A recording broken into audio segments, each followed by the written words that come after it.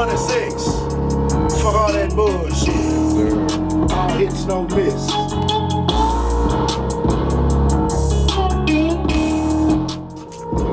Shout out to everybody out there that's watching, though, man. I really appreciate y'all being here. You know, hit the like and subscribe, man. This is episode 1. It's gonna keep coming. It's gonna definitely keep coming with different stuff, man. But we always gonna be talking about music, anything hip hop related. That's the focus. Right here, the very first episode of the Ether podcast. That's ETHA. Everything hip hop, always. It's finna be a good year, y'all. Alright, so we back for a few. Just wanted to show y'all what I'm doing besides eating. You know what I'm saying? Just cook that up. I'm about to get some stuff in the works. Nourishments. This is what we got going on right here. We got a studio, a tiny studio right here. Got it's a big, massive big studio. one over there. What the fuck he talking about? And then we got another small studio session over there. Hey, this is the bridge. We're on the Enterprise. No doubt. When you with Captain Kirk and shit, the ball thing on the ceiling, go ahead, show 'em. Look. This is where I draw my hip hop power from, looking ass. I do get looking ass, nigga. We're about to get into these discussions. We're gonna be talking about music in the year 2020-25.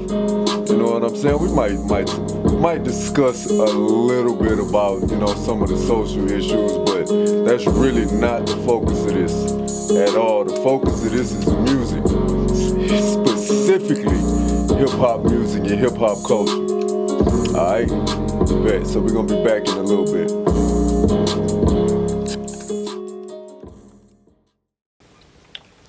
For those who didn't know, and shout out to those that did and that was there, but around the year 2020, myself, my partner Oslo right here, and my other homeboy, my brother I grew up with, Beast, aka Greg, we started the Daily Smoke.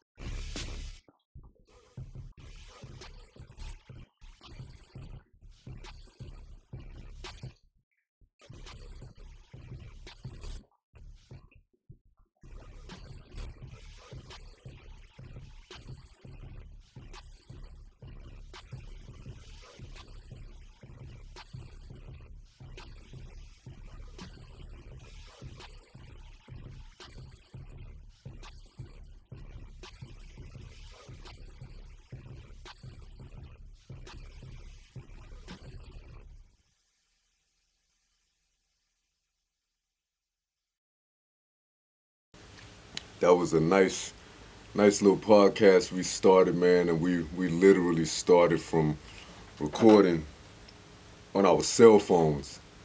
You know what I'm saying? At an angle. Everybody was looking down the block. But it picked up real good, man, and it grew. You know what I'm saying? It grew pretty fast over the months, and then, you know, it grew to a point to where we needed a bigger space. We moved spaces about 3 times. Cast members changed. All type of stuff happened. The original 3 of us ended up no longer on the podcast, even though we were the originators of it.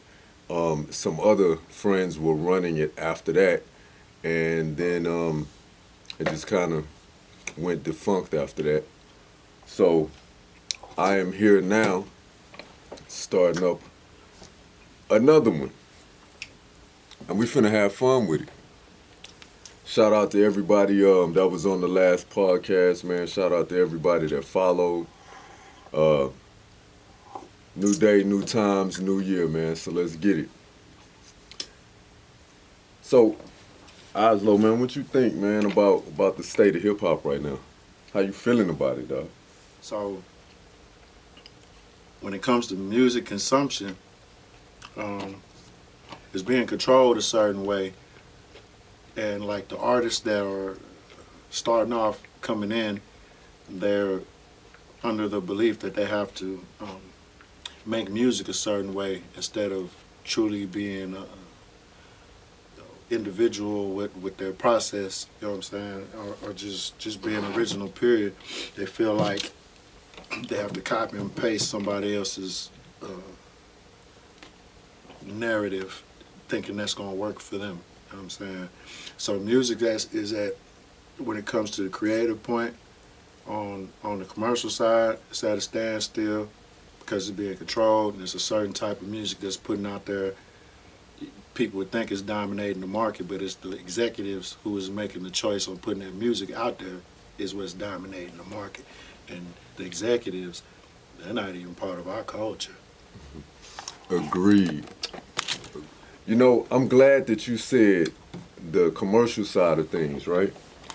Because when I look at the state of hip hop, when I speak of hip hop, to be honest with you, man, like all of the commercial music that you hear on the radio, I don't listen to the radio.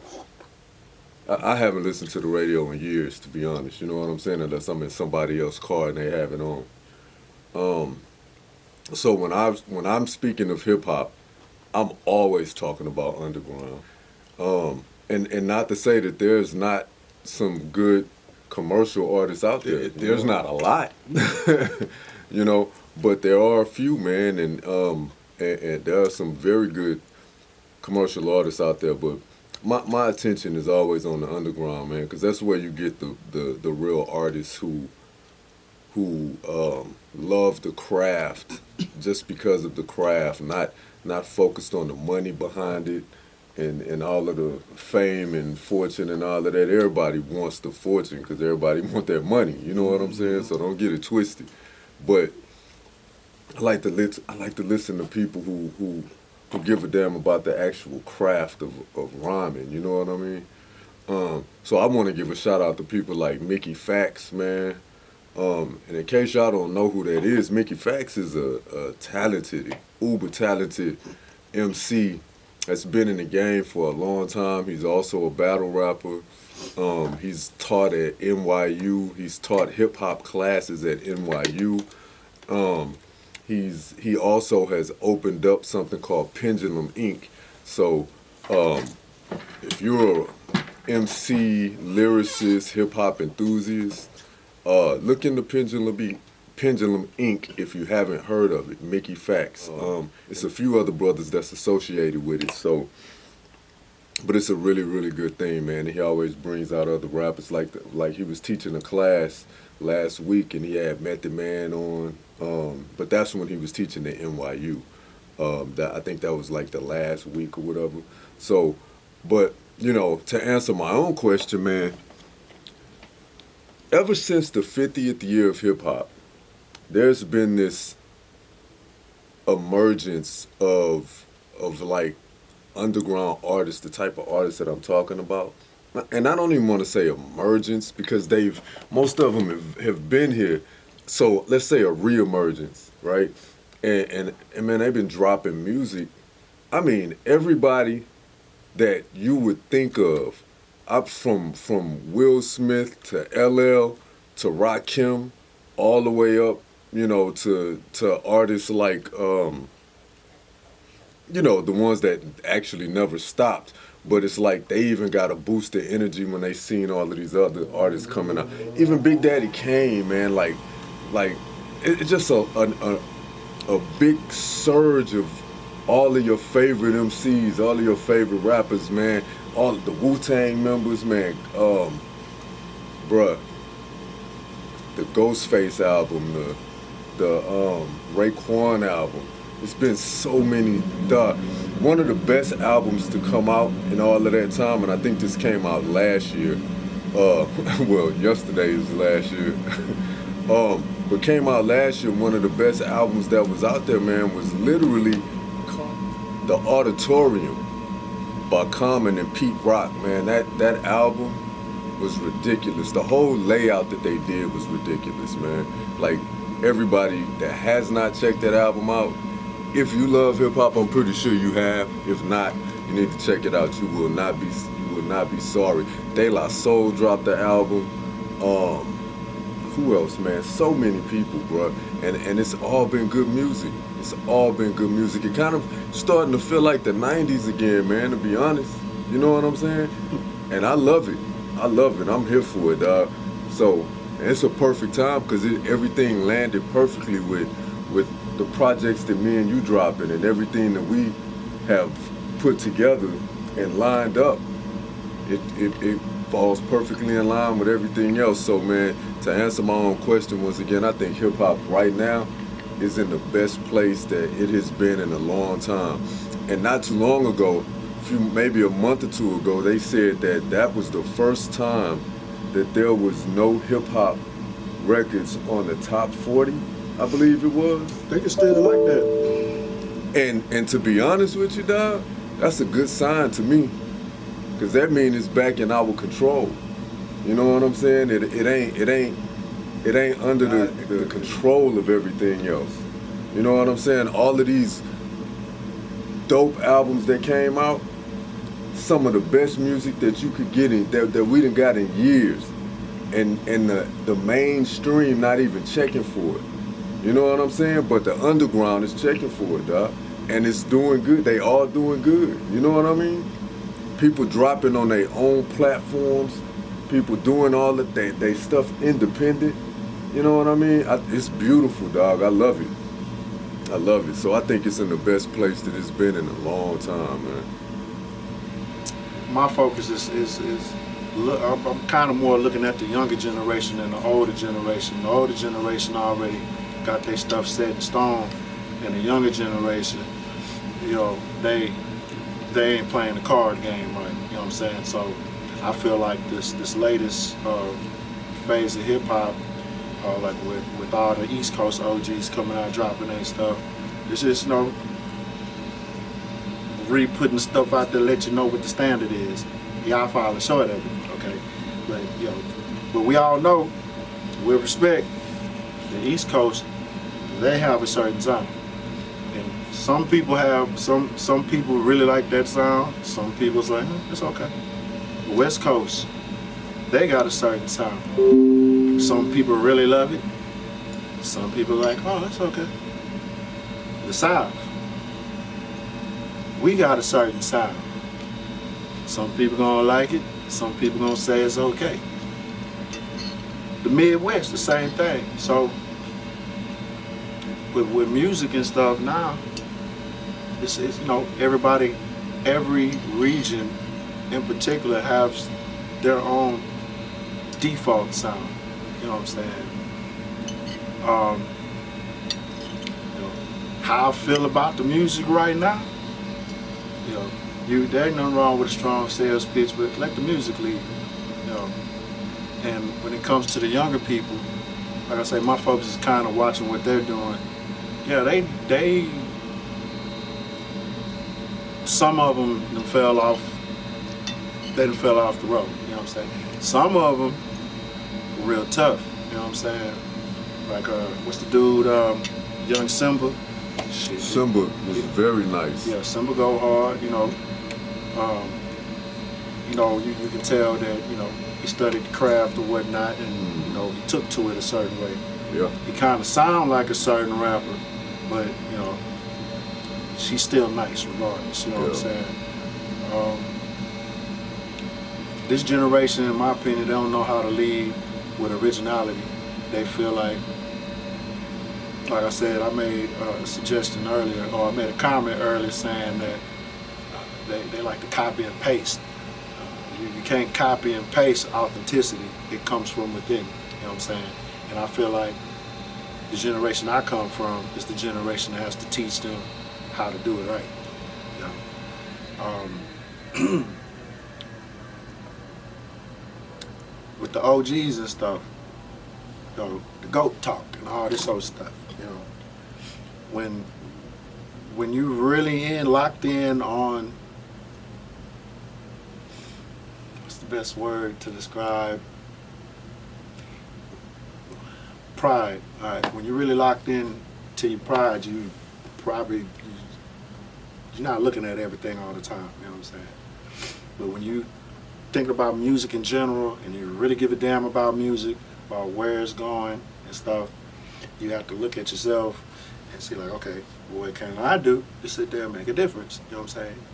And leading by example is the best thing to do. You know, shit, Big Daddy Kane, I didn't really grow up listening to him. I really grew up listening to more West Coast and Southern stuff. But I got an ear and a respect for all the people with a killer rapid ass flow that come from the East Coast. So Big Daddy Kane, one of them. You know what I'm saying? Tretch is another one. Man, there's a whole bunch of them, bro. You know what I'm saying? It's just some people just don't. That people don't want to give people their dues. You know what I'm saying? They props and shit. I recently heard Tretch is back in the studio too, man. No, he's always in the studio. Nah, but like Always in the studio. like he's about to drop a whole album again though, like a full album because of, you know, the climate and everything. Mm-hmm. I had an opportunity to be on stage with him when Not By Nature had a tour that came out here in 2017. What was it? The I Love Hip Hop tour, or something like that. So I got to meet them then, and I met them through Bushwick Bill. RIP to my boy Bushwick Bill, the Ghetto Boys. He introduced me to Tretch, and shit, man. Tretch was a rapping motherfucker then. You know what I'm saying? Just while we, you know what I'm saying? Shit, goddamn. Bushwick was working on the album before he passed, and shit, Bushwick got Tretch and Spice One on the same motherfucking song. You ain't never heard that shit before. Nigga. They going hard too. You know what I'm saying? I forgot what I was saying, man. I got lost up in my goddamn thing. Yeah, it'll do it to you, dog. It'll do it to you. Yeah, but man, look. All bullshit aside, if you love music, if you love the process, you love the respect, you got to keep on doing your due diligence, and you got to study, man. You got to study your craft. You know, you got to check your checks and balances. You got to tighten some screws and bolts. You know what I'm saying? That's a fact, man. And I mean, like you was mentioning some of the young cats out there. I mean, and these cats, they in their 30s, so you know it depends on your version of what you call young and stuff like that, right? Mm-hmm. Compared to us, they young cats, you know what I mean? Mm-hmm. Cats like JID, man, that boy is another beast. He from the West Coast, man. It's some really great rappers out there, man. Great MCs out there that's in their 30s and in their 20s, man. Like I see a lot of it because I'm tapped into the underground, so I see them and I hear them, and I be posting it up. I be posting them on Facebook all the time. Like, listen to this one, you know, this one. I love it, man. So I really do think it's in a good place, man. It's in a good place. Like the radio stations, dog. That's a lost cause. That's a lost cause, man. There's too much money in it, and it's ran by the wrong people. You know, like you said, exactly. Those people, they not even of our culture, but they running it. So, you know, it's been a lot of good things, man, this year, man. We had the leftovers from the Drake and Kendrick battle. You know what I mean? That also kind of pushed things in the right direction. You know, with Kendrick and Drake kind of being on what people are looking at as like opposite sides of the coin from what we're talking about, you know, mainstream versus, you know, real artistry and real artists and stuff like that. But to be honest with you, man, Kendrick is also a mainstream rapper.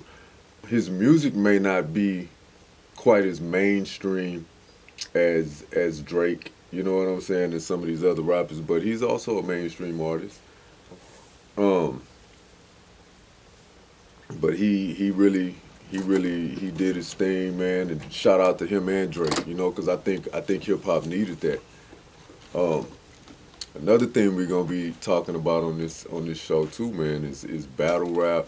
Some of the best battle rappers out, and the same thing happens in battle rap. You know, you got a whole squad of the younger generation, and they're real watered down, and they all sound like some of the ones that came before them, because they saw them and patterned themselves after them.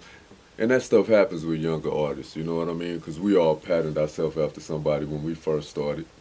You know what I'm saying? I sounded like Big Daddy Kane for a long time. Sounded like Tretch for a while. Sounded like this one and that one, man, throughout the years. You know what I mean? And let me give a shout out to this MC, this lyricist, this artist real quick, because this man, I don't care where you go when you talk to established rappers, especially those from our generation, right? They know of this dude and they speak nothing but high praises of him. But whenever I see people on shows and they get asked, you know, who's your top 5 and who's your top 10, you know, and all of that, I think I've only heard this person's name mentioned by one person, and that was I think that was Eminem. The person I'm talking about is Pharoah Monch. You know, he used to be with a group called Organized Confusion. And shout out to Prince Poe, because he was nasty too, man. But it's just something about Pharoah, man. Like, Pharoah Monch is he's something different, man. He's him and Andre, to me, are like very top of the pile. You know what I'm saying? Because they have so many weapons and their artistry. They make their own tracks. You know what I'm saying? They make their own music. Their lyricism is extraordinary. You know what I mean? And I respect that. I follow these dudes. I study them, you know, them and other people. But I think, you know, Pharoah Monch is probably one of the persons that I studied the most, because his style was just mesmerizing to me. But shout out to us too, man, and a shout out to a lot of our homies that we came up with in the game, because we all can produce our own beats. We make our own songs. We shoot our own videos. The whole nine. After a while, man, if you're really serious about this stuff and you don't get yourself to a point to where you can do that on your own, it's always better to have a team. But when you don't have a team, or you don't want to have to be waiting on others, you learn to do it for yourself, and you get yourself in a position to where you can do it, and then you do it, right? Mm-hmm. So, and that's where we are, man. You know, we building up our team, so it's building up slowly. We just got to put the right people in the right places, people we can trust and make sure that we know what they actually here for. But otherwise, me and this man right here, we got each other's back, and we're gonna make it happen. No Diddy. Yeah, we not finna do that, Diddy. We're not finna do that. No Diddy. We're not finna do that pause shit every time somebody says something. No Diddy. We're not finna do it on here, dog. I'm not playing that game. Yeah, no Diddy.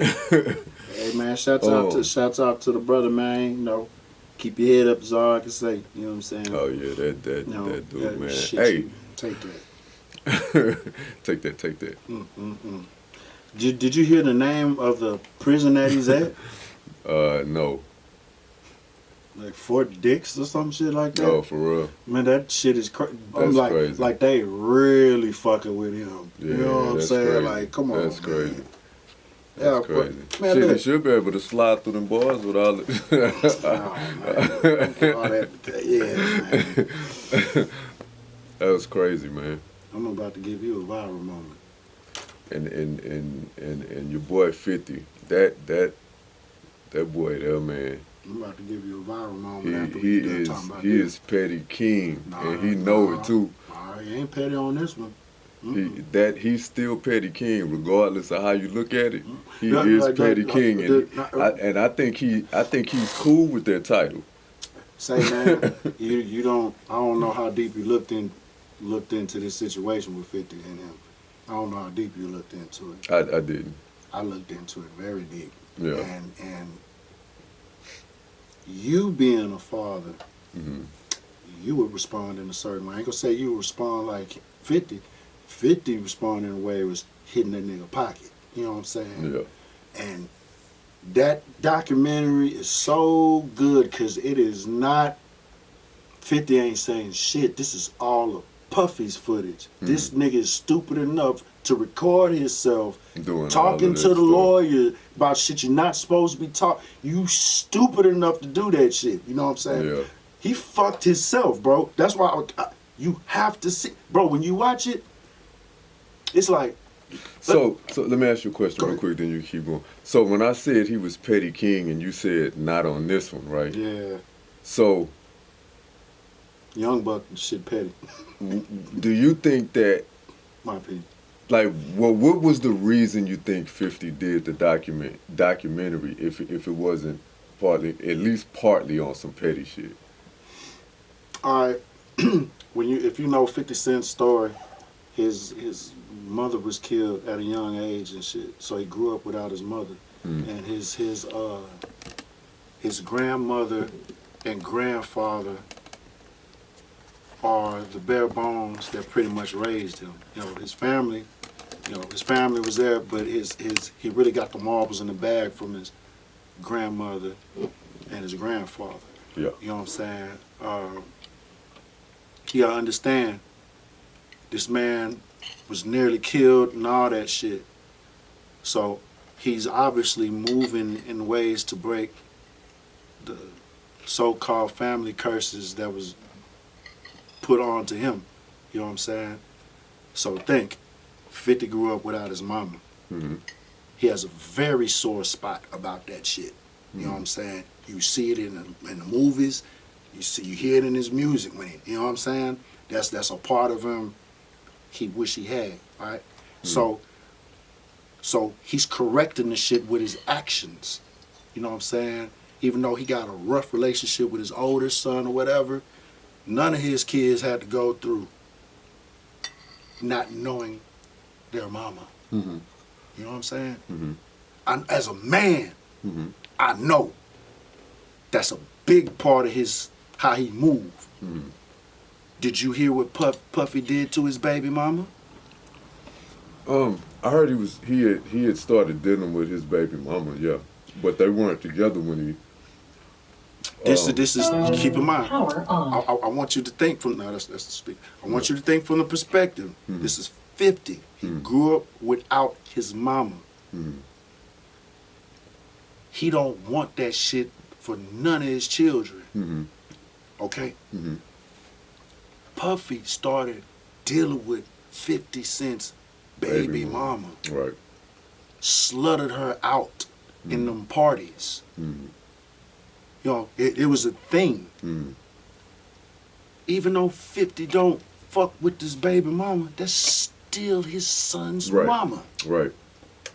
And he put this shit all in position to make sure his son is gonna get paid off of it. Say word. Real talk. Yeah. It's the art. Bro, if me and you is really not fucking with each other, nigga, I'm gonna offer you all the way in the capacity that's gonna make me profit. This nigga Puffy, he has when you watch that documentary, one of the emphasis that's put on, Puffy has a bad thing of trying to holler at niggas, gals. Right. Heard about that too. And it shows proof of that shit through the whole goddamn. You start with Christopher Williams. You remember the chick with the blonde hair in the video. in the I know what you're talking about. Yeah. nigga, that's that nigga baby mama. Justin Combs, that's his mama. Word. I always wonder where this curly haired motherfucker, where the fuck that blonde haired broad that was in the tub with the whoop. Yeah. Guess do you know who he stole her from? Who? He stole her from Eric Sherman. Oh yeah. Yeah. All right. Oh, after that, Oh yeah, I heard he was in the document. I heard him. I Yes. think he was on. Was it Drink? Not Drink Champs? or- He was on Drink yeah, Champs he was on recently. Drink Champs. Yeah, and he was also on Jay and Joda. Jay and I Joda. said Jay and Joda. Don't kill me, y'all. Yeah. Joe and Jada. Yeah. Yeah, man. Yeah. Shout out to all of them too, man. Yeah, man. Yeah. She crazy, man. So the diddler has just been diddling. You know, that's what he do, man. I don't, you know, this certain shit I don't want to say because I want you to see it for yourself. And when you, Like I don't have a desire to see it. You know what I'm saying? Like I just don't. Like I and it's not like I said. It's not because I'm a big Puffy fan, and then I've never been a fan of Puffy like that. You know Yeah. what I'm saying? He's made some music I like. He's brought out some artists that I love. You know what I'm saying? I love their music or whatever. He's done some good things in hip hop. You know, but I'm not an advocate of Puffy. I just don't want to see it. You know what I'm saying? Like it just don't interest me. say, man, that man needs help. Him in jail right now is divine intervention. That man need help. Hey, man, I want to speak on this right here real quick. I was kind of talking about touching the topic of goat conversation and shit. We have a lot of people that run around here talk about how great they is as an artist and stuff. And we don't really have no effective ways on measuring their greatness. Okay, like what makes the person great.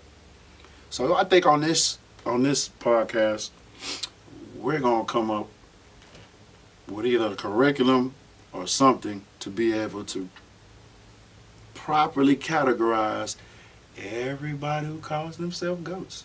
Okay. So I want to say this right quick. How do you consider yourself top tier, top 10 if you don't write your own lyrics? Agreed, 2,000%. You don't write your own lyrics. That boots you out of everything right there. Yeah, when it comes to top 10 greatest rappers or whatnot, if you allow somebody else to write your pen, if you're on the basketball court and you allow somebody else to dribble your ball, if you wear another nigga boxers, you out of the conversation. If you wear another nigga boxes, then you should be sitting beside Diddy. No, I'm talking about, but yeah, I was just using parallel right there, but you gotta wear your own shoes, bro. The way you come into the game, go out the game like that. You know what I'm saying? I shouldn't have to hear stories of engineers talking about how bad your session is because you got 10 different producers that dumped all their track on the one goddamn track, and that ain't no, bro. That's not how you. That's a copy and paste type of thing. You know what I'm saying? When you making music, you don't gauge like that. You get in the sandbox and you play with the sand. You open the box to the puzzle board and you start putting the shit together. It's not no you copy and paste something. If you copy and paste somebody else's infrastructure, then you're not original. Now, when it comes to business, placing your business, I dig that. Now, when it comes to artistic expression, no, you can't do that, bro. You know what I'm saying? Because people who have their sound, you can hear their print on them. You know what I'm saying? When Drake was rapping, like, what was that dude who was writing for him? I can't even remember, but See, like, it's like Drake. You know what I'm saying? Like Drake, he's not no top 10 artist, bro. He's one of the top 10 entertainers of all time. You're not no top 10 hip-hop artist at all. yeah, I agree. You don't write your own shit. You know what I'm saying? And matter of fact, just to add injury to insult, hip-hop is from America. You know what I'm saying? Hip hop influences everybody, but ain't no Canadian need to be running shit that's American. It don't even need to be perceived looking at it. You just need to be perceived by doing your thing. You know what I'm saying? That's it. You know what I'm saying? Real tough.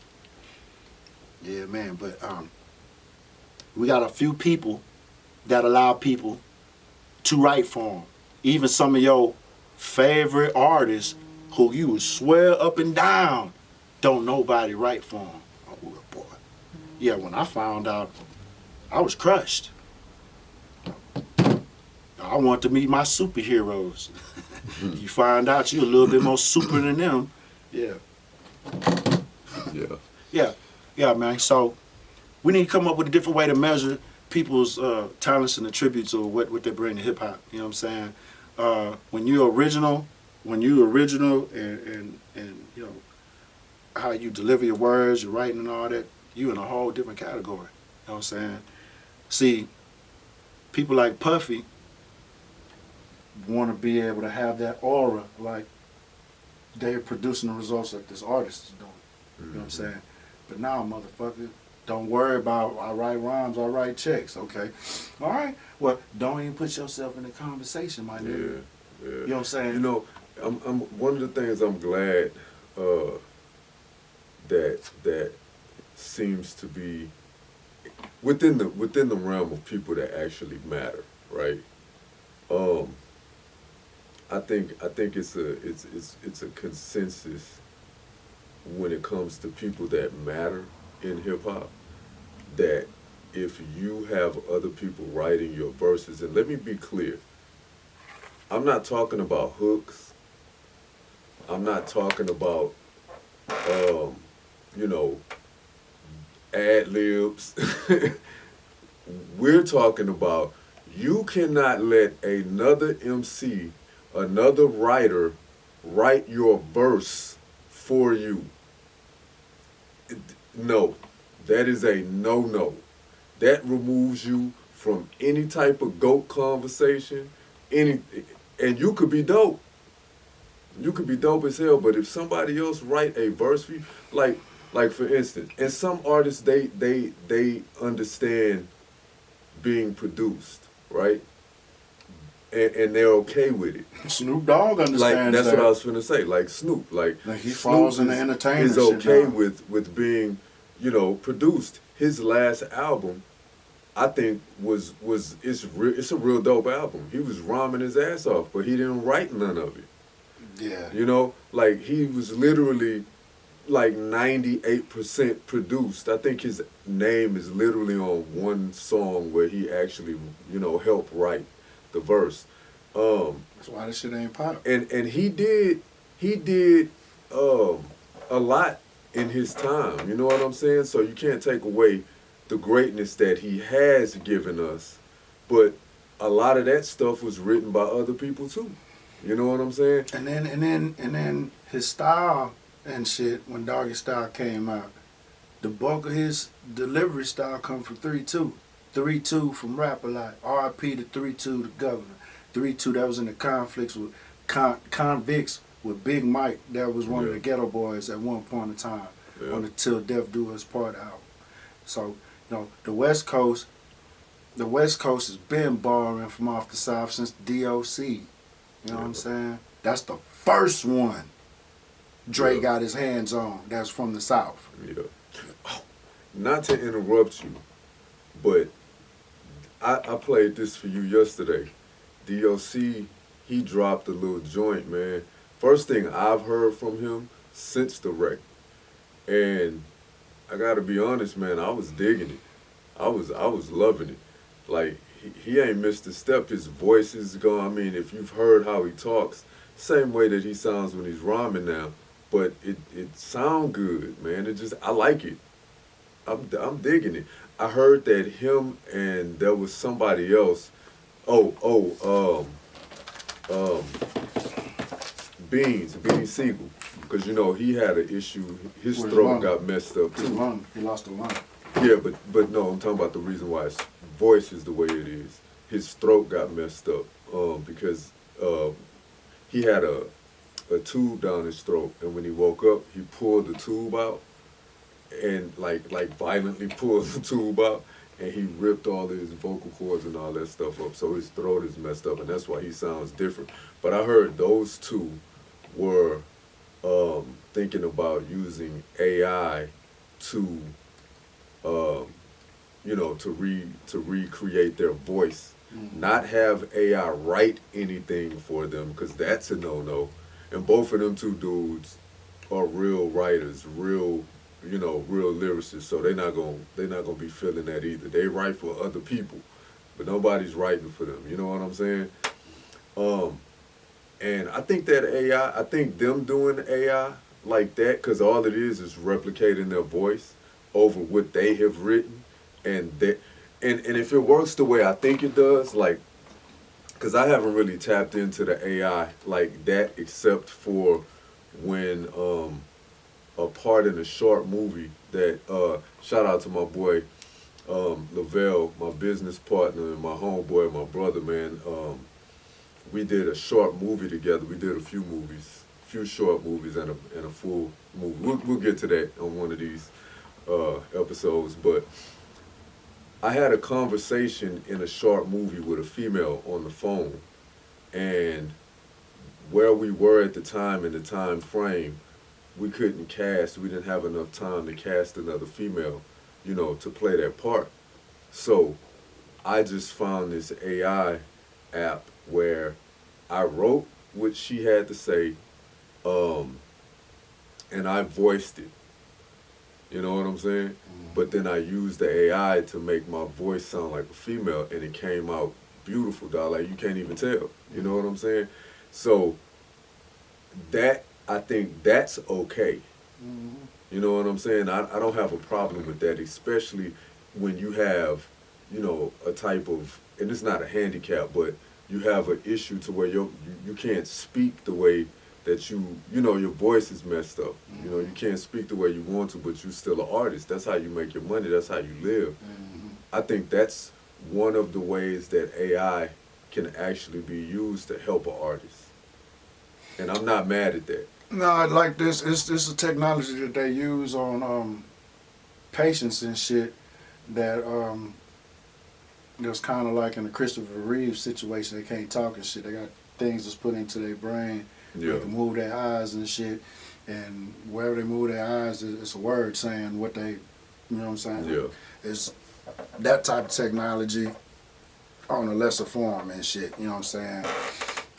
That's focus on the voice and stuff. They'll take runs of how a person attenuated their voice and shit on old records and interviews and all that shit. They put all that shit in the AI. Yeah, reconstructs it. Yeah. So I think that's pretty cool, man. I'm skeptical about a lot of AI stuff. You know what I mean? Especially when it comes to anything dealing with art, because you got to be human to create art, man. You got to be. I mean, it just art is in the eye of the beholder. You know what I'm saying? Yeah, but I think real art gotta have some type of soul to it, man. It got to, like you can create things, but just because it's something you created doesn't make it art. You know what I'm saying?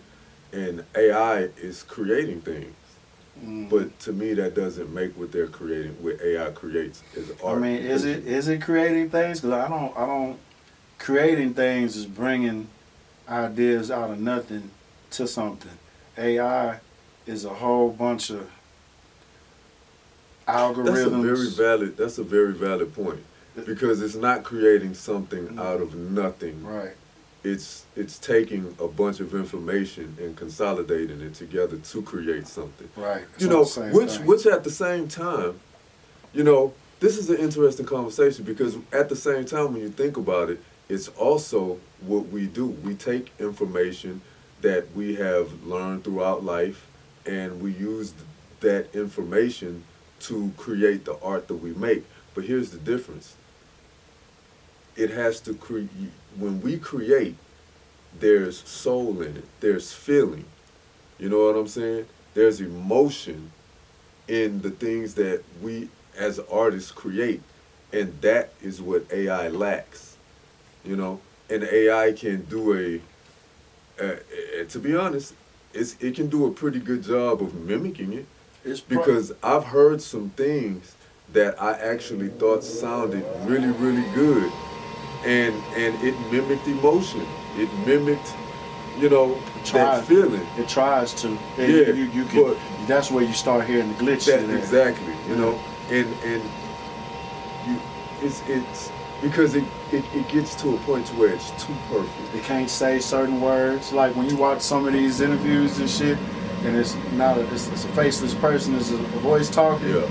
You know, wow, a bunch of that should be AI. Oh, most of it, yeah. You hear one word, you're like, oh, nigga, that's AI. Yeah. You can't say Tupac. Right. Tupac. Exactly. AI. Exactly. Yeah. AI. Yeah, man. Yeah, you can definitely tell, man. But Hey you know, man, nigga need to come up with different ways to point out the AI when somebody trying to push the goal forward. You know what I'm saying? yeah. And you can come up with a thing that, you know, when it comes to creating the music, look, there's ways you use the AI, and it's the ways I use AI is only when it comes to the master and shit. You know what I'm saying? Right. That's it. All the rest of the shit, you want to have hands on to it. You know what I'm saying? Yeah. The master and shit. Why not? Shit's a motherfucking computer. That motherfucker know what numbers is gonna make the shit sound right. You know what I'm saying? Yeah. So you know, certain shit, you know, but And you know that, and I think that's cool too, because the art is created at that point. You know what I'm saying? All that does is to help package it up nice. You know what I'm saying? To optimize the sound of it, the sound quality. You know what I'm saying? I don't have a problem with that. I think those are the type of things that AI should be used for. You know what I'm saying? You know, we're in Austin right now, and for the first time, I see so many cars driving around that don't have drivers because it's AI driving. Me, hey, you can call me, you can say that nigga old, whatever the case is, I don't trust it. I don't trust it, I don't like it, and I'm not gonna do it. hey But man, that's just me. hey man, technology can be hacked. I'm just gonna leave it That's at a that. fact. That's a fact. All technology can be hacked. That is a fact. That is a fact, man. So, you know, I think AI definitely needs to have its limits, man, because it's already been situations where AI has broken protocol, you know, and gone beyond what it's supposed to do. And I mean, come on, dog. I mean, is it gone beyond what it's supposed to do, or are these dumbass geniuses letting the cat out the bag and letting it roam? That's funny. Dumbass geniuses. Yeah. Straight up, I mean, like that's a really dope oxymoron though, but it fits.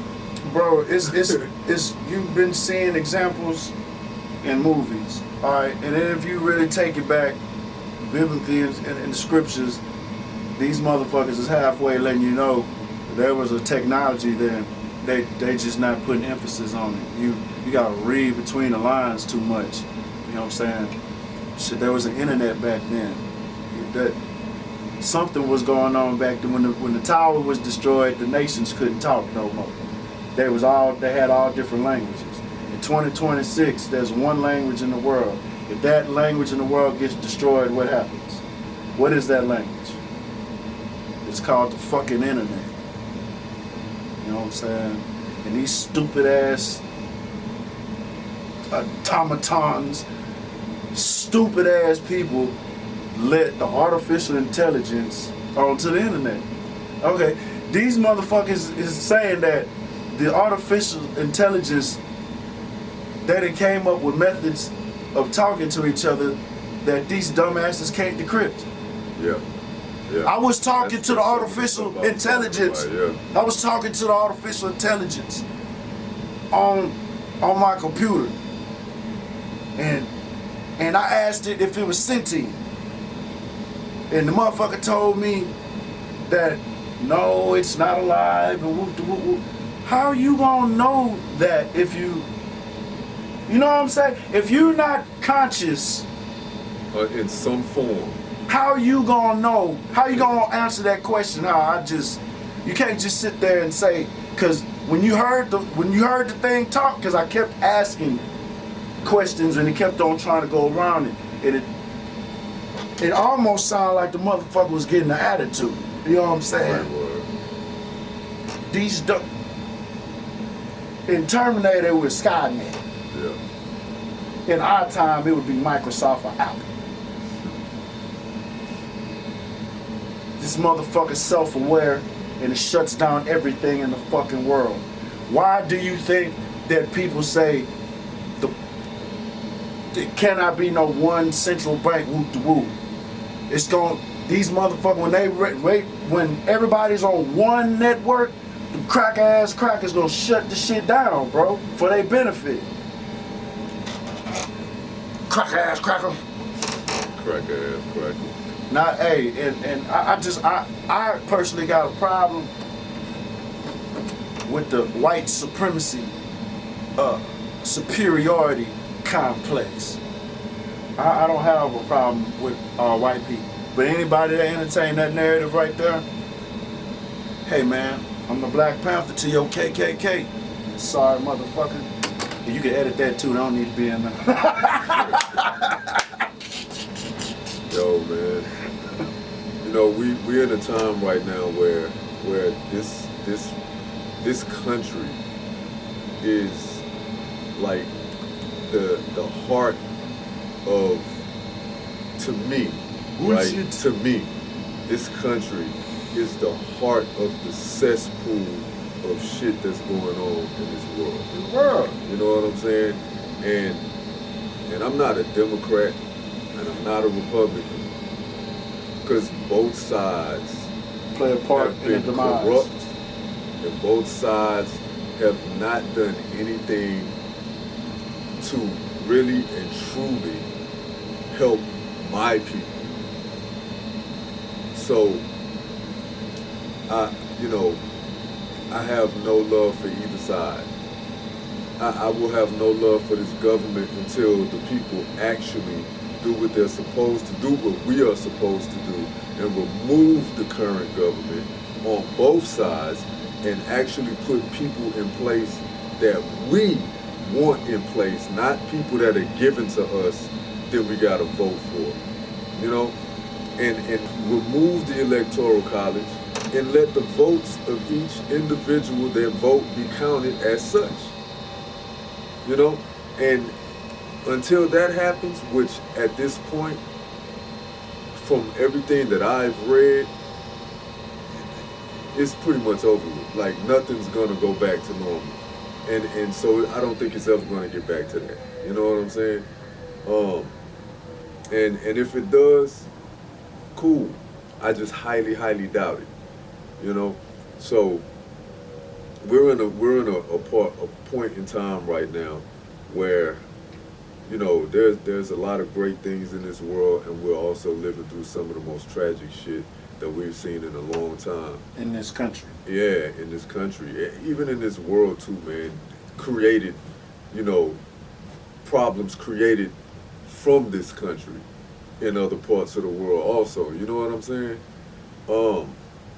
And I think that times like this, You got a computer genius run into a continent of people who look like me, acting like a motherfucking doctor. Yeah, but you know, in times like this, the whole reason for this podcast, I think, is very important, because music is what gets people through these times.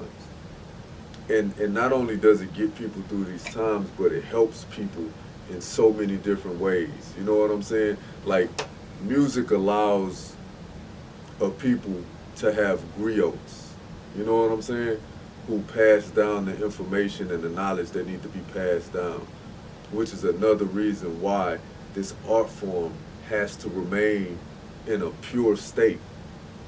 You know what I'm saying? Because the information has to be passed, and it cannot be controlled by people who are not even of our culture. Yeah, shit is too late. It's been sold. So the best thing is to come up with a new genre that you can own. And that's what's being done, fellas. Ladies and gentlemen. Yeah, man, but you know, we got a lot that we're gonna say. I got a lot I'm gonna say. Oslo got a lot he's gonna say. A lot of our fellow artists that we came up with here in Houston have a lot to say, and some of us are working, and some of us are not. For what whatever reasons we have, man. But I just want to shout out to people who I know still have a love for this craft here, and I may not get everybody's name. So if I forget your name and we good like that, just know it wasn't intentional. You know what I'm saying? First I got to give a shout out to the Flow Factory, Maverick and Dread. Two dudes that I've been rhyming with for years, man, for years, decades. Some of my people I consider OGs here, Snap, Theology, Khalif, the Niat, you know what I'm saying? Those boys are very, very influential to all of us. Who came up under the X-Men banner. Y'all know who it is. Shout out to my boy D Rose and my boy B-Boy Craig and B-Boy. Shout out to both of y'all, man. B-Boy Craig might not be an MC, but that boy loves hip hop. He's definitely ahead. Shout out to Natty Turner. Shout out to, man, so many friends that I have here who are uber talented, man. Y'all know who y'all are. I gotta give a shout out to a couple of people on the East Coast. And then you can give some shout outs and we probably gonna shut it down after that. I think we had some pretty productive talks, man. I wanna give a shout out first and foremost to my boy Al. Alistair Stewart, man, he used to live here for a little while, then he moved back to New York, and ever since he's been up there, whenever I go up there and visit, man, he always take care of me, introduce me to a lot of real good people. And we also have some things in the works, and y'all gonna be seeing all of that, man. So shout out to Al, shout out to Illinois, shout out to Nocturnal, Niggy Knock, part of the Def Squad, that one. Let's make sure we know we talking about the right one. Part of Hit Squad, I'm sorry, not Def Squad, it's part of Hit Squad.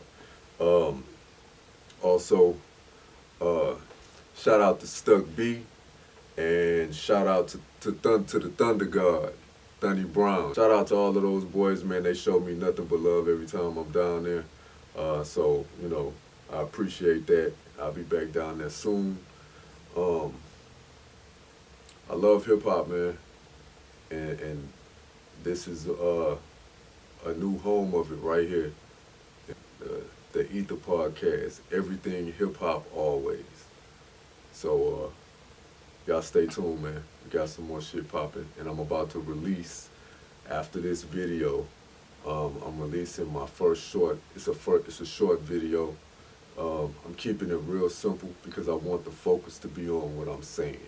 So I'm gonna release that first, and then we're gonna have a lot of stuff coming after that. Stuff that Oslo and I are doing, stuff that we working on with other people, stuff that we're doing solo. It's a lot of stuff coming out this year, man. So y'all just stay tuned. You know what I'm saying? Ether. Already, man. And let me give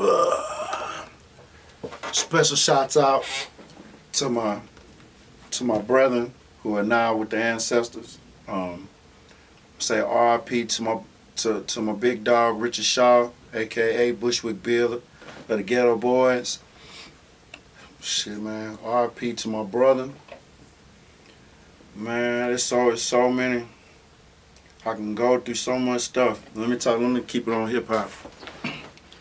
R.I.P. to 3-2, the governor from the Black Monks, SUC.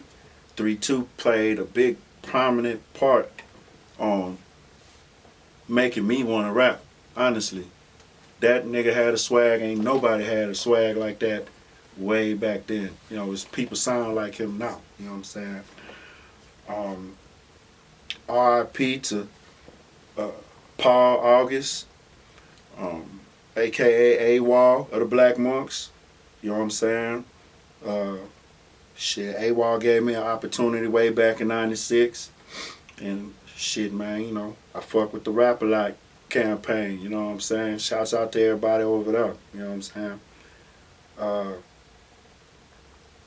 Man, Hey, it's been so many people past, bro, and somebody think I'm wrong for leaving somebody out, you know what I'm saying? So, you know, I'm not gonna continue with the all RIP thing. I'll do it another time so I can make sure that have everybody's name lined up, because as I'm thinking it right now, for some reason my mind is I need to go ahead and put it down, because it's a long list of fallen soldiers that's been part of this H-Town music scene and stuff, who's no longer with us. You got brother MC Cricket, Wicked Cricket and shit, man. Wicked Cricket, from him giving me, you know, opportunity and stuff, you know. It's a lot of people that done passed, man. It's a lot of people that done passed. For anybody who's seeing this, viewing this, man, and you really got a passion for what you do, and you got a team of people, you trying to get on the same page, remind them that tomorrow's not promised, bro. Just remind them tomorrow's not promised. And be honest, you know what I'm saying? Hey, favor ain't fair. So the favor is you getting prepared to receive it, you know what I'm saying? So hey, man, we're gonna go ahead and shut this shit down. Y'all keep it 100. We holler back 24, less or more.